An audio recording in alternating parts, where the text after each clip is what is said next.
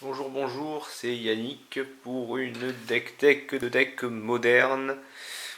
Alors, le deck que je vous présente aujourd'hui, c'est Titan Valakut, ou Grul Titan, ou Valakut Trap, on peut dire, comme vous voulez.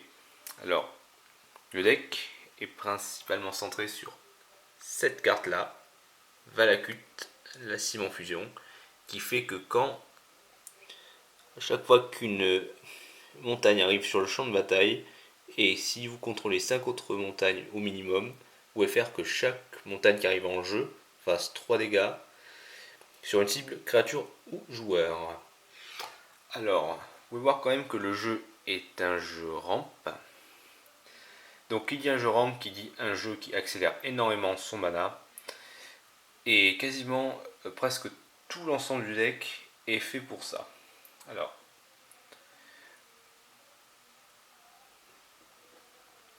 la carte qui va être le plus jouée, qui va servir le plus au premier tour, c'est ça, à la recharge de main, qui pour 3 vous permet d'aller chercher un land de base, mais vous pouvez le mettre en suspension pour un mana vert, donc il arrivera dans 2 tours, car suspension 2. Après on a des ancêtres de la tribu Sakura, qui vous permet d'aller chercher, qui est un petit bolide sympa, et qui vous permet d'aller chercher un land de base dans votre jeu et de le mettre engagé. Donc c'est plutôt pas mal. Suivi de croissance luxuriante, la même chose en rituel. On a également Portée du Kodama, qui est très très bien car ça permet d'aller chercher 2 landes dans votre bibliothèque. L'un d'eux arrive engagé et l'autre est dans votre main. Donc c'est vraiment pas mal. Ça permet souvent, quand on est en mode top deck, avec Valakut, de pouvoir faire 6 ou 12 dégâts chez l'adversaire selon le nombre de Valakut que vous contrôlez. Généralement on arrive à en contrôler un ou deux, ça fait 6 ou 12 dégâts. Donc c'est vraiment pas mal. Donc qu'est-ce qu'on va faire de tous ces manas? Alors tous ces manas permet entre autres de jouer Titan Primitif, qui est la meilleure créature pour chercher du mana. Donc une 6-6 pour 6 mana. Et on les a assez rapidement en fait. C'est pas rare de pouvoir caster un Titan T4 ou Titan T5 avec tous les accels qu'on a dans notre jeu. On a aussi un accel très sympa qui est quand même assez différent des autres. C'est Regard Sylvestre. Parce que si on regarde bien, aucun accélérateur de mana ne vous permet d'aller chercher directement Valakut. À part bien sûr les titans. Mais pour 2 mana, pouvoir chercher un Valakut, c'est très intéressant. Car ça permet. Enfin, quand vous n'avez pas d'autres. Pas de titans, et ben c'est un tutor pour 2 qui permet d'aller chercher le land qu'on veut. Et c'est vraiment intéressant. Une petite attention pour le cherche au loin qui est ici, qui permet d'aller chercher une montagne. Alors pourquoi j'en joue un En tout cas j'en joue pas 4, j'en joue qu'un seul, parce que ça ne va pas chercher de forêt ni de montagne de base, et ça ne va pas chercher Valakut. Ça permet d'aller chercher une montagne de base ou un terrain de prédilection, vu que c'est une montagne. Le terrain de prédilection qui est ici, qui est le land le plus important du jeu, car il permet de fournir à la fois le rouge, à la fois le vert. Et on reviendra un petit peu sur le regard sylvestre,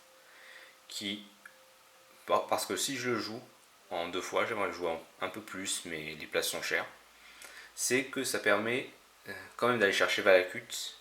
Tous les autres ne le font pas, et c'est parce que si on regarde bien, avec croissance luxuriante, Sakura Tribe, à la recharge de main, ça permet d'aller chercher que des lampes de base. Portée de Kodama, idem. Cherche au loin permet d'aller chercher le Ravland, mais rien pour tutoriser directement le Valakut excepté avec les titans.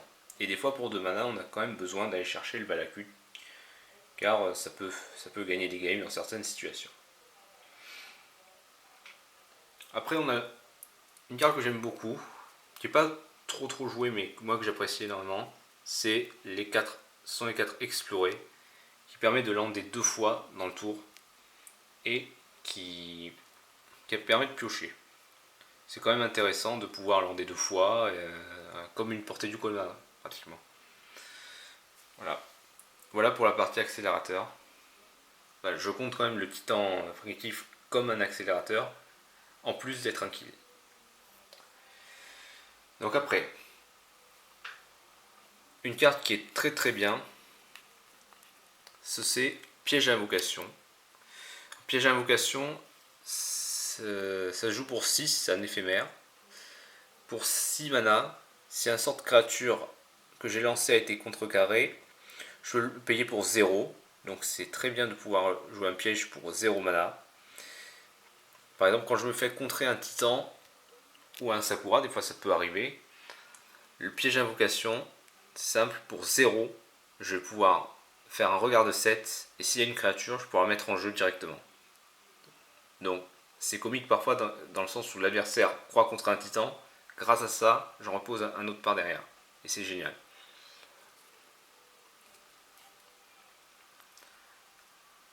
Après, un autre titan vient en jeu, vient renforcer les rangs, c'est le titan de la fournaise. En effet, quand des fois le plan des Valakut se fait contrer, enfin se fait pas contrer, mais disons se fait bloquer par des techniques Edge, Ghostcarter, Fulminator Mage, et que les titans sont pris des extractions se sont fait retirer du jeu, on a un plan B de kill qui est ça. Donc 6-6 pour 6. Et quand il arrive en jeu, il fait des foudres réparties selon nombre de cibles, créatures ou joueurs.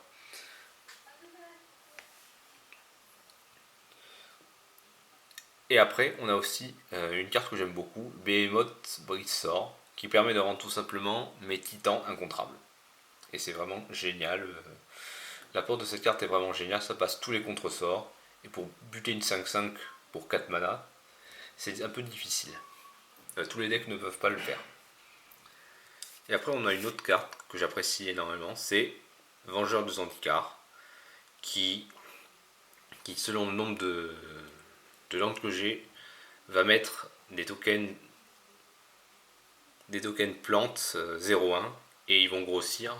Tant que le Vengeur de Zendikar est en jeu, ils vont grossir au fur et à mesure que je pousse des landes. Donc 0-1, 1-2, 2-3, 3-4, ça peut vite monter.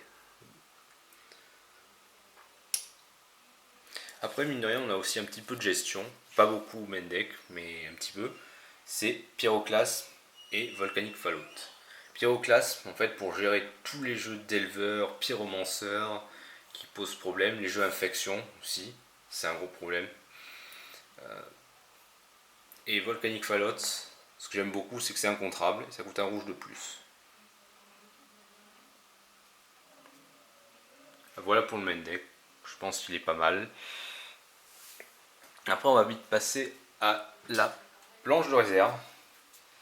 Alors, pour gérer tous les decks burn et decks à dégâts directs, c'est les formes de cuisine qui viennent se rajouter. Davantage de pyroclasme pour gérer les jeux petites bébêtes que l'on peut trouver. Ça rentre aussi contre affinité également, parce que ça bute l'ensemble des bêtes. 3 Crozan Grip. Très souvent, quand on voit du rouge, il faut les rentrer. L'adversaire peut jouer des Blue Moon, des Batterskull, on peut en voir quand même. Des chocs, suffocation pour les decks bleus. Et Fitting Needle, aiguille à sectionner, pour gérer la carte qu'il faut quand c'est nécessaire. Voilà.